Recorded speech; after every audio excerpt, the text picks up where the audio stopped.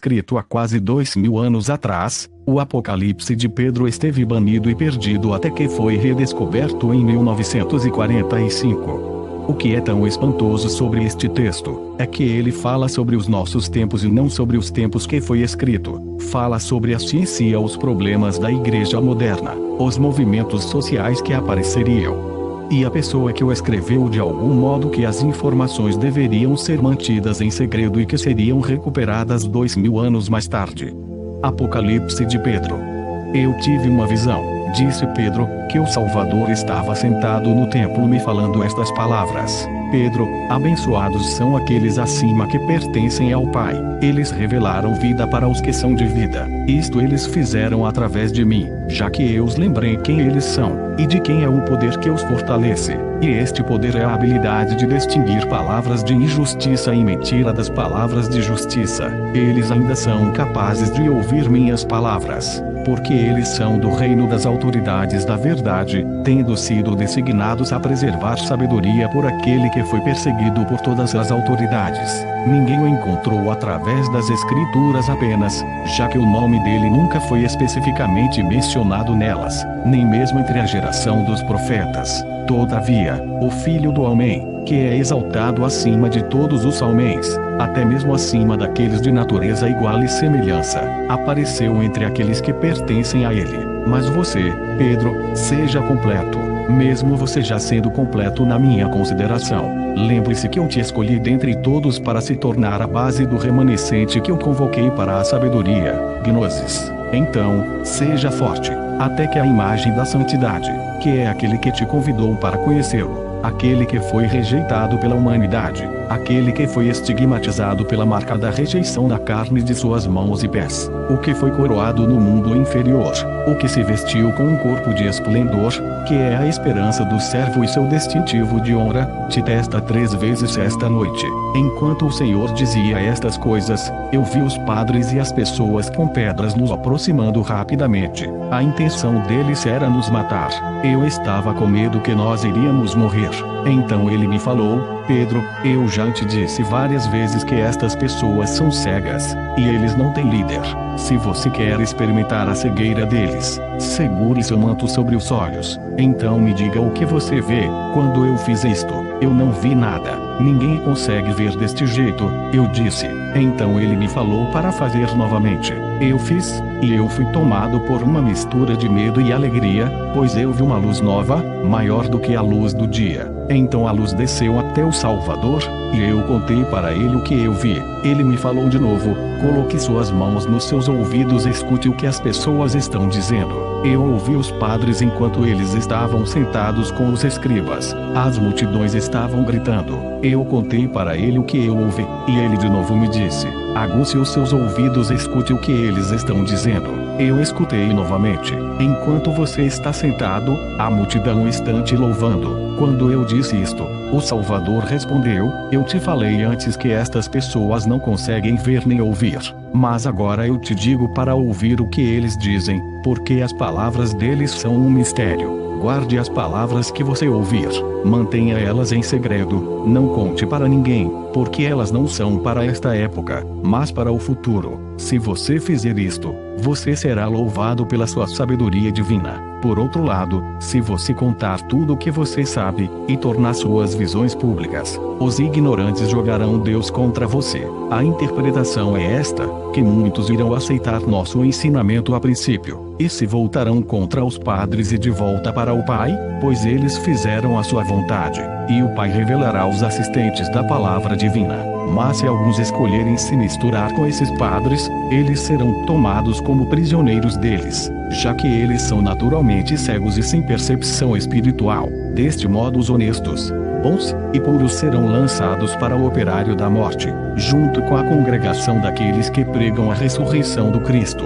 Homens habilidosos virão depois de você, e eles serão muito aclamados pela propagação do ensinamento falso. eles farão muitos aderirem ao nome de um homem morto, pensando que pela morte apenas, e não pela vida, eles se tornaram puros. Seus próprios meios de purificação os corromperão, e eles cairão numa congregação chamada Nome do Erro, nas mãos de homens maliciosos e corruptos, cheios de leus e dogmas. Eles serão governados por meio de leus. Alguns discursarão contra a verdade, e também proclamarão um ensinamento maléfico. Eles irão até se rivalizar. Alguns receberão grandes condecorações, esses que fazem parte do poder dos arcontes, e eles não serão intimidados, nem mesmo pela possibilidade de sofrerem por conta de suas imoralidades. E eles analisarão os sonhos das pessoas, e se eles disserem que um sonho veio de um demônio digno do erro deles, eles pronunciarão julgamentos que levarão à perdição ao invés da integridade, pois uma árvore ruim não pode gerar bons frutos. Qualquer que seja a árvore, é isso que virá dela. Certamente nem todos são da verdade, nem todos são imortais. Na verdade, na nossa percepção todas as almas destes tempos estão naturalmente designadas à morte, porque o homem-alma é sempre um escravo, sendo gerado para satisfazer seus desejos e destruição. Homens-alma existem em destruição e vieram da destruição. Almas adoram a carne que foi gerada com elas, mas almas imortais não são como estas. Pedro, até a morte. O imortal parece com o mortal, mas a natureza notória da alma imortal produz pensamentos de vida eterna, tem fé, e deseja renunciar àquilo que não é bom. Figos não são arrancados de árvores espinhosas pelo sábio, nem uvas dos cardos. A alma mortal está sempre se desenvolvendo para aquilo que ela já é, já que ela não é do bem, mas do mal, ela se torna destruição e morte.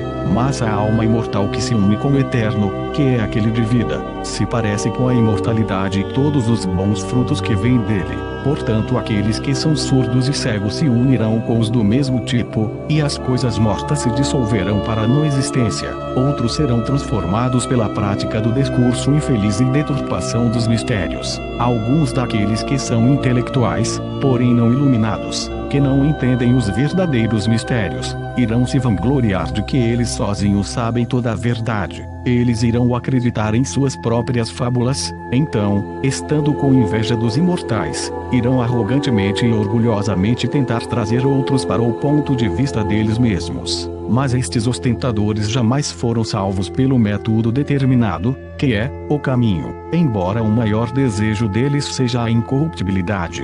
Ao ouvi-los falar, alguém chegaria a crer que eles tiveram uma comunicação direta com as várias hierarquias de anjos, poderes supremos, forças, autoridades, e que eles estavam presentes na própria criação do mundo. O desejo deles é serem lembrados, glorificados e abençoados pelos imortais, muito embora eles saibam que eles não têm parte na imortalidade. Aqueles que são enganados por este tipo recebem de fato uma sensação de poder da alma, mas ele emana do intelecto ao invés do espírito. Deste modo, estes discípulos imediatamente se juntam com aqueles que os enganam. Outros mensageiros do erro se opõem à verdade criando leus contra pensamentos que são puros, e que são meus pensamentos. Eles falam segundo uma perspectiva dogmática limitada em suas ideias, ensinando que o bem e o mal vêm do mesmo lugar.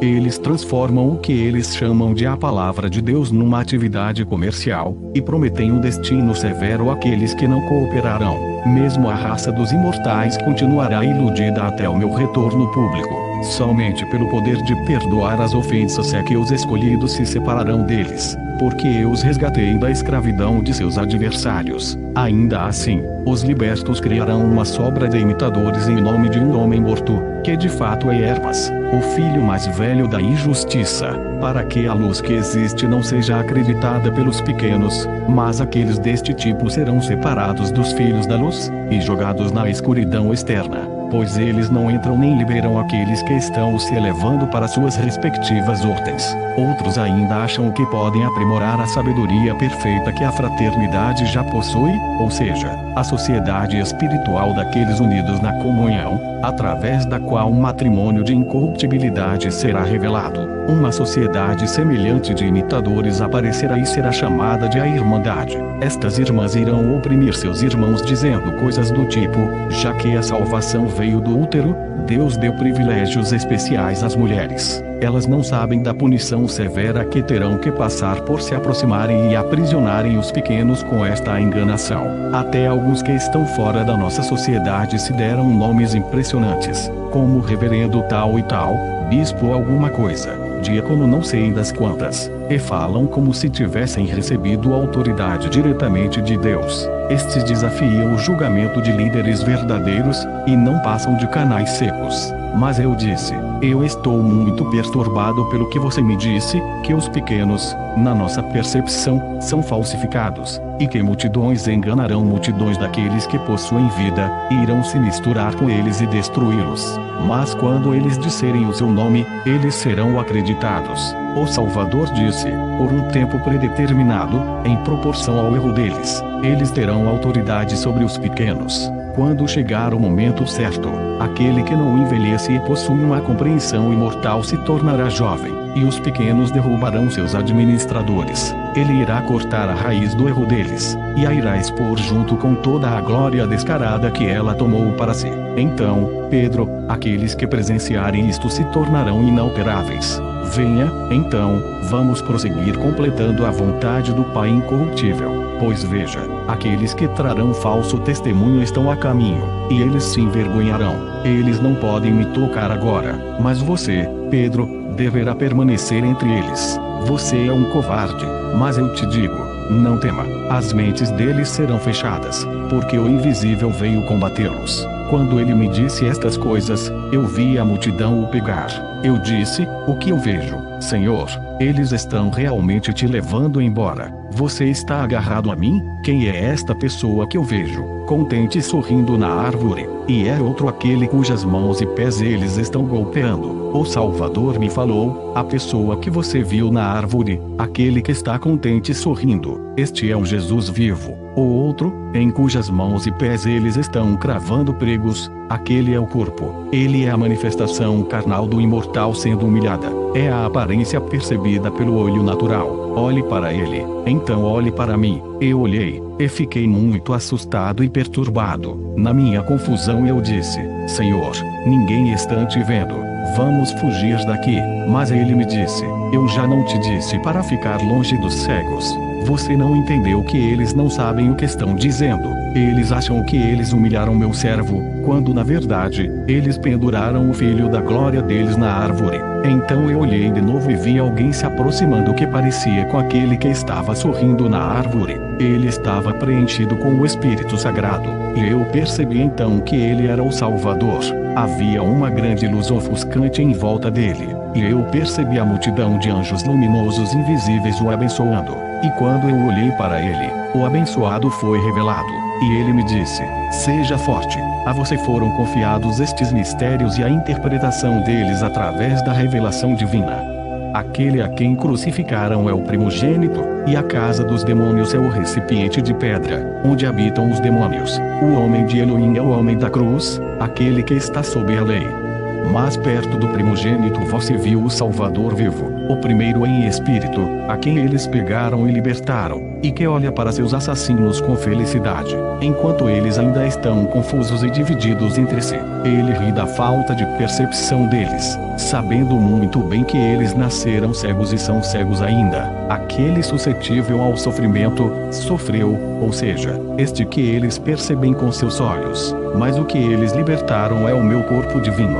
Sim, eu sou o Espírito onisciente e repleto de luz radiante. A luz que você viu ao meu redor é a nossa ordem celestial, que une a luz perfeita com o meu Espírito Sagrado. Estas coisas que você viu você irá apresentar para uma geração futura. Não há nenhuma honra verdadeira naqueles que não são imortais, mas somente naqueles escolhidos para ser de uma substância imortal, a única substância capaz de receber daquele que os fornece a sua abundância. É por este motivo que eu disse, todos os que possuem, lhe será dado, e ele terá bastante, mas os completamente mortos, aqueles que são criaturas deste lugar, são extirpados da plantação e da recriação daquilo que nasceu de Deus. Mesmo se a substância imortal aparecer em certa quantidade neles, lhe será tomado e adicionado aos vivos. Você, então, tenha coragem e não tema nada. Nenhum dos seus inimigos te vencerão, porque eu estarei com você.